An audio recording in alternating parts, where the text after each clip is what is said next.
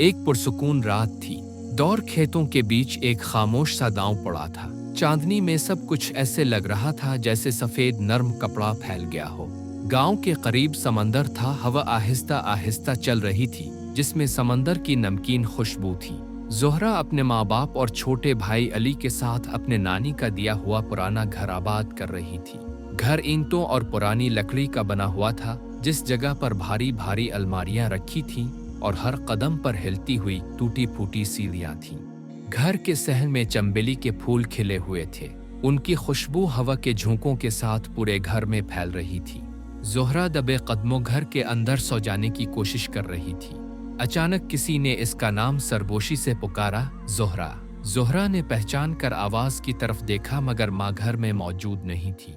घबरा कर वो कदम पीछे हटा तो इसने अपने आप को आईने में देखा। वो घबरा कर आवाज की समत बढ़ते हुए एक कदीम अलमारी तक पहुंची।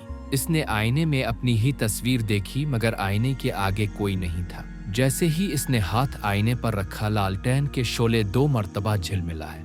ज़ोहरा हैरान रह गई, क्या वाकई कोई उसके साथ है?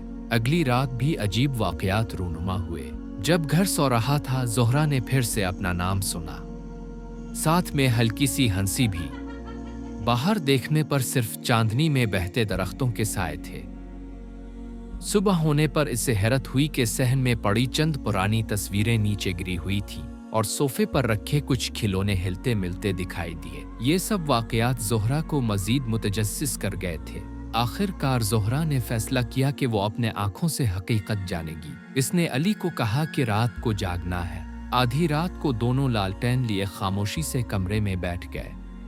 इतनी देर बाद अचानक बाहर दरवाजे की चाबी पलक झपकते ही टूटी। ज़ोहरा और अली ने दिल की धड़कन रोकी।